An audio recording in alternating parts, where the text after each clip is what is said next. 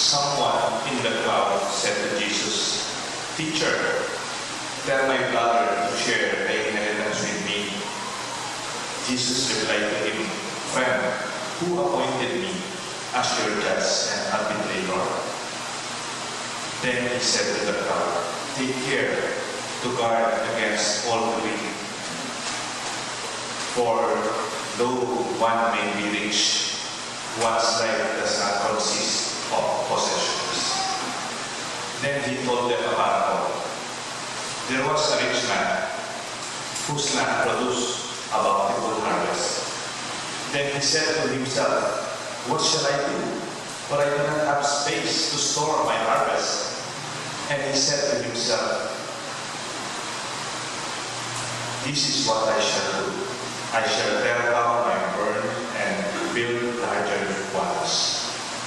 There I shall store all my grain and all the other goods, and I shall say to myself, now, as for you, you have so many good things stored up for many years. Rest, eat, drink, and be merry." But God said to him, "You fool, this night your life will be demanded of you, and the things you have prepared, to whom will they belong? Thus will be for all who store up treasure for themselves, but not rich in what matters to God."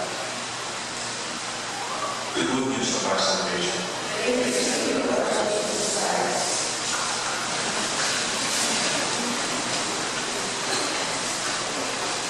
the name of the Father, and of the Son, and the Holy Spirit. Amen. Good morning po. Alam niyo po, kuminsan may bisita tayong galing sa States, yung galing sa America. Kuminsan may paunahan kayo na doon na lumaki, doon na sinina, hindi na sila marunong ng Filipino, lalo na kuminsan hindi sila marunong ng Kapampangan. Pag nagbisita po sila dito, ituro nyo sa kanila yung mga basic language natin maganda.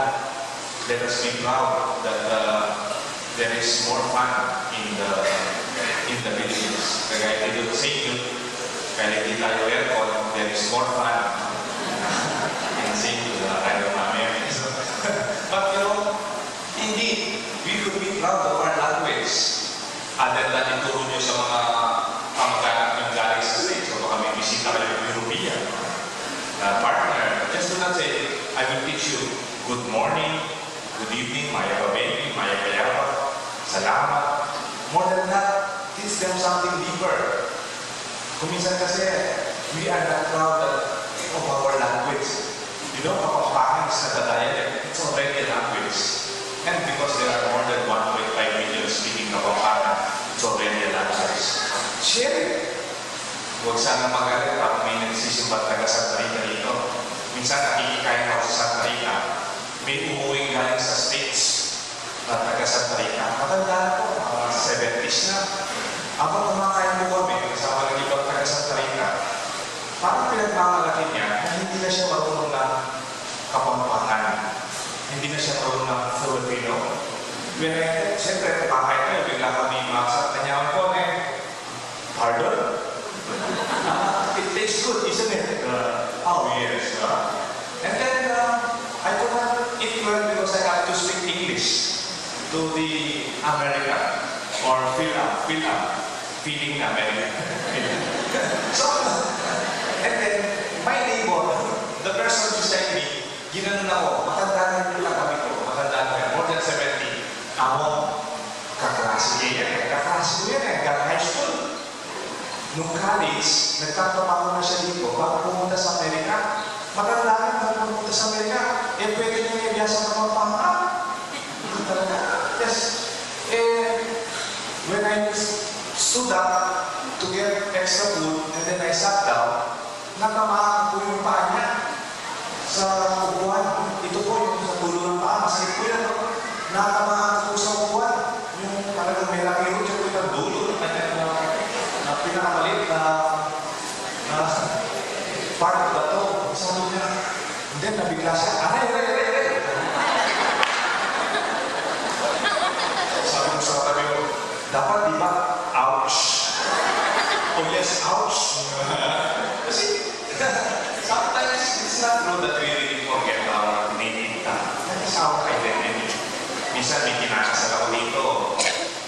pinagpawisan ako. Kasi bago yung isang interview, ini-interview ko siya. Pag tinakausap ko ng kapampangan, Tagalog, I'm sorry. Hindi, siyempre English ako. Pinagpawisan ako, kasabi ko English.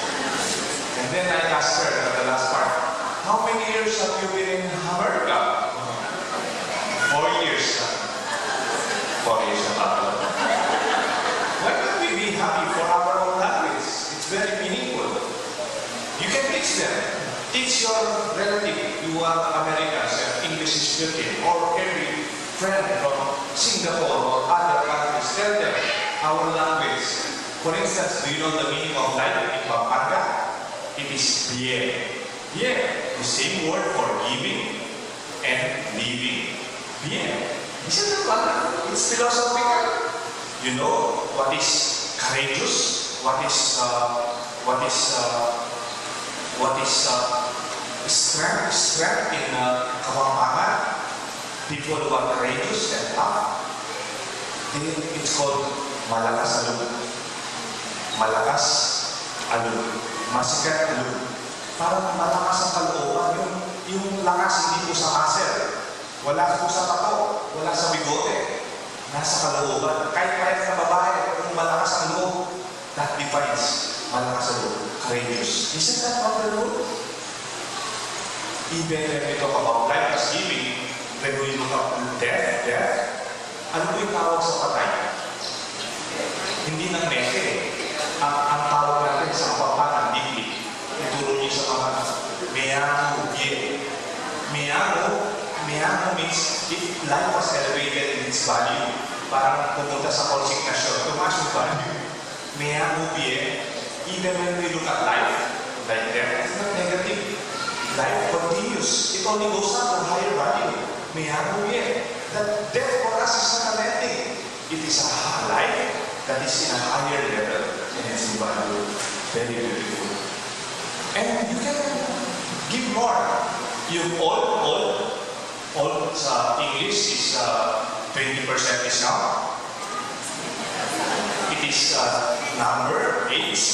Pero for Kapampangan o sa Tagalog, Pilipino, matanda. Matanda is not old. Matanda is somebody who has a lot of memories. Matanda has a lot of stories to tell.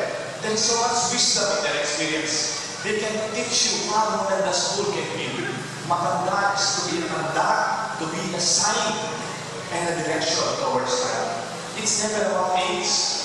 For us, Kapampangan Filipino, it's not bad to be old. It is divine and noble to be matanda. We have a lot of wisdom with us. Nobody can take that away from you.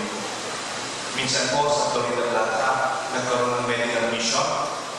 May yung Clark, nandiyan pa yung mga Amerikano, nagpunta sa Florida Atlanta sa bayan ko. Nakinig ko lang po pwede dito sa mga matatanda. Yung matanda daw, dala-dala yung ako niya, summer. Tapos may mga doktor ng American doctor from Clark. Kaya sa Amerika siguro, wala namang ganun. Alam niyo po pag sa akin yun, may nangangati tayo dito. Tapos maraming parang allergy dito yung bata. Kaya sabi ng Amerikano, kasama ng lola yung ako, what do you call this? What do you call this? What are these? And then the old woman was scratching her head. English, American yung doctor. They are called fruits of the sun. Fruits of the sun. You know fruits of the sun? Next to fruits of the sun? No, American, but maybe in America, your son doesn't have fruits. you know, I'm very happy that our language is full of wonderful meaning beyond practical. Even first death anniversary, you don't call that anniversary or first death anniversary. It's not about 1 year. It's not about that. It's about Lucas Paldas. You remove the black veil of pain and sorrow. We move on to life. Diba? But those signs, pushing forward. And you know what is beautiful? In our language, when we talk about work, career is a French term for carrera. Career, tagalan, sige, stressful career. It's a race. Profession, Trabaho. Alam niyo po, trabaho is Spanish. Trabaho. Obra. Obra is Spanish. Obra maestra. What do you call work for Filipino? Hanap buhay. Our search for life. Our search for true life. Hindi na tayo naghahanap ng pera. Magkakailaman kayo. Nagkakausap mo, pag-pera lang pinag-usapan. Kasi tayo hinahanap natin.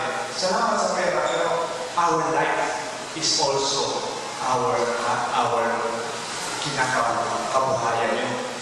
It is not a separate thing that you do 8 to 5, Monday to Friday. That is my identity.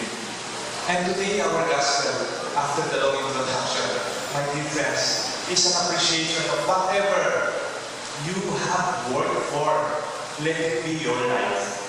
And let it give life, maging biye, kero, at karengaliwa to you and to others. And this is our celebration and the challenge. And you know, kung i-check niyo po yung Bible, if you have time, sana, it is in Luke chapter 12, verse 13. Medyo malakas po yung title niya. Rich, full. Malakas ng content. Negative yung title, sorry. Pero yun po yung title.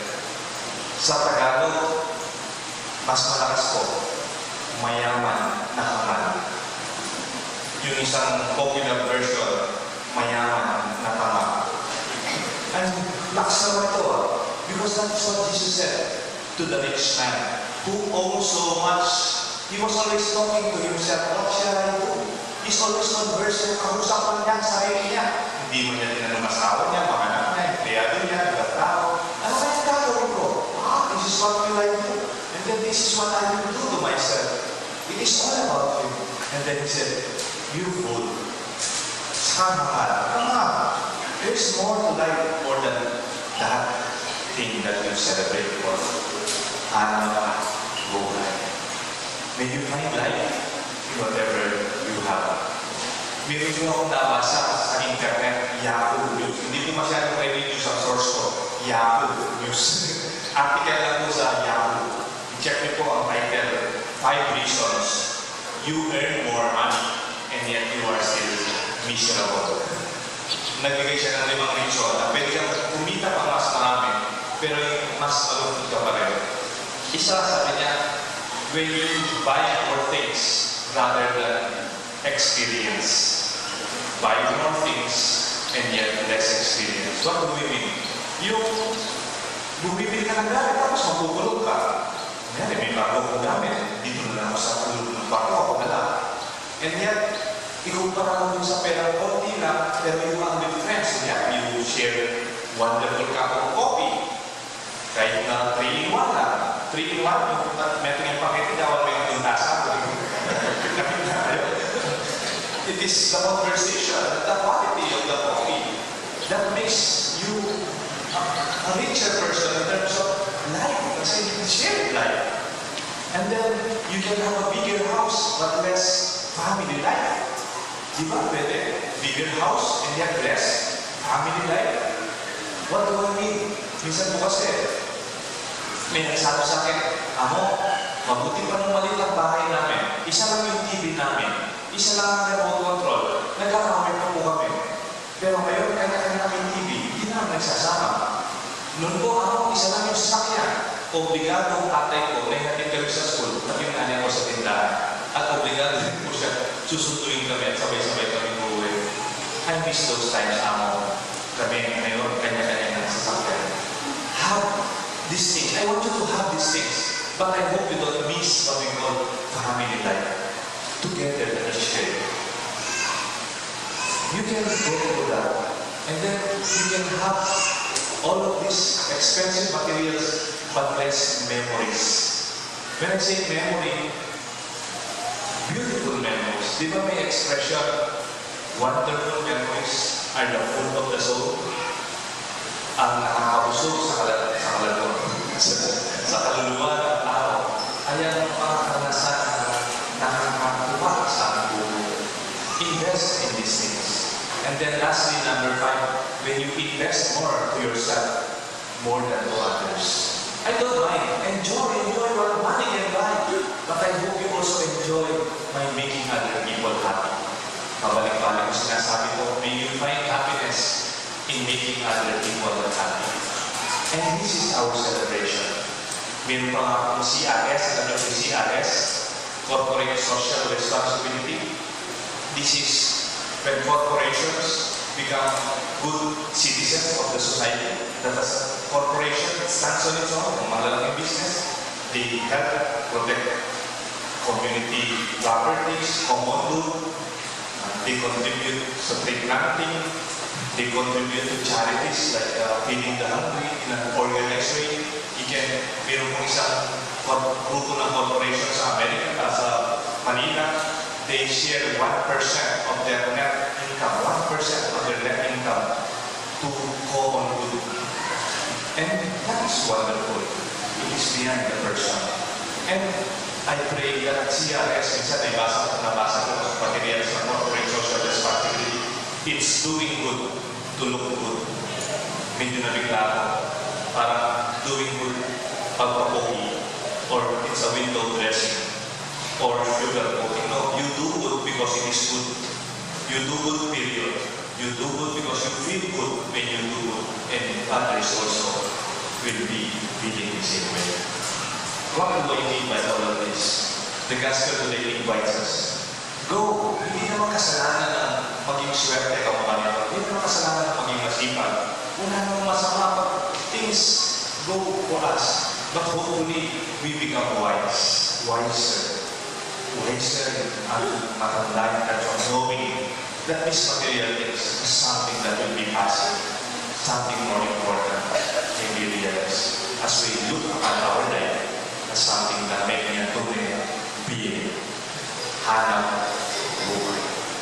And then we just want to end with two personalities. Ang isang personality matanda na ko, baka kilala ni Lolo at saka ni Lola. Ang pangalan, Howard Hughes. Namatay po siya 1976 pa. Pero during his time, he's one of the leading billionaires in the United States. Howard Hughes. Nag-invest po siya sa aeronautics, sa mga aeroplano. Nag-invest po siya pati sa film industry. And his money is into a lot of investor. And it's a big businessman. Billionaire during those early 70s. And you know, at the end of his life, he became very eccentric. Alam mo yung eccentric? Yung parang OC, obsessive compulsive. Galit siya sa mga anak niya. Wala siyang nakasama matagal bilang wife. Wala siyang pamilya na makalapit sa kanya. Wala siyang pinagkakatiwala ng ibang tao. And then he was very rich when he died. And then in-interview po yung kanyang accountant after his 1976 pero. How much Howard Hughes owned? Magkano yung kanyang property sa net worth? Sabi po ng accountant, he owned billions and every cent of it went to the government. Every cent of it went to the government. I'd rather have used it in my lifetime to make other people happy, fulfilled in my own life. Use these things. Use them. Do not only count your blessings. After counting them, celebrate them. Use them so that others and you yourself will find fulfillment. At last, personality, kalawa, kilala mo natin obviously si Mother Teresa of Calcutta. He did not own anything when she died, only what she was together. But after her death, all presidents, United Nations, and other countries mourn her death. And after her death, there are 133 countries na mayroong Sisters of Charity. Dito sa Pilipinas, dalawa alam mo sa Zambales at sa Manila proper. They're taking care of the poor children, the orphans. She did not own anything when she died, but she is still truly so wealthy and blessed in front of our human society, and most especially before God. may you find life fulfilling. Hanap buhay. May God bless us all. The Father, the Son, and the Holy Spirit.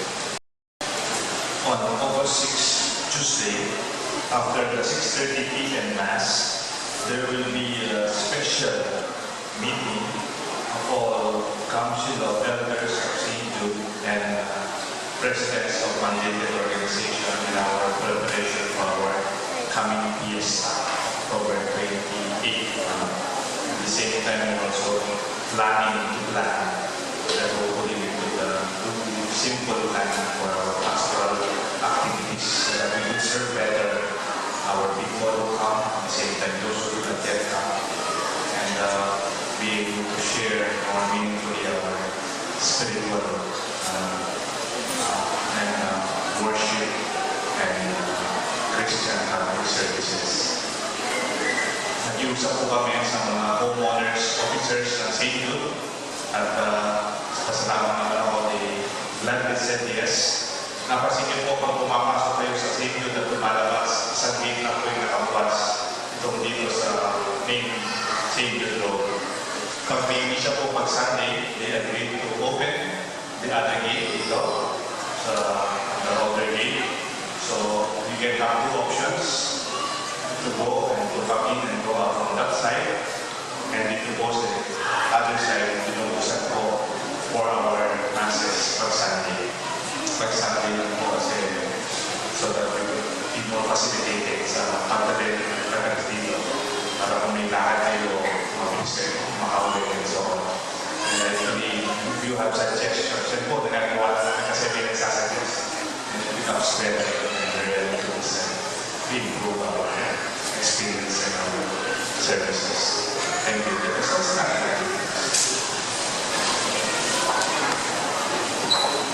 let us pray. Accompany with constant protection, O Lord, those we will you with heavenly gifts. And in your never-failing care for us, make us worthy of eternal redemption. We ask this through Christ our Lord. Amen. The Lord be with you. And with your spirit. May Almighty God bless you, the Father, the Son, and the Holy Spirit. Amen. Our Mass is offered. Go and may you find your life as you work and serve the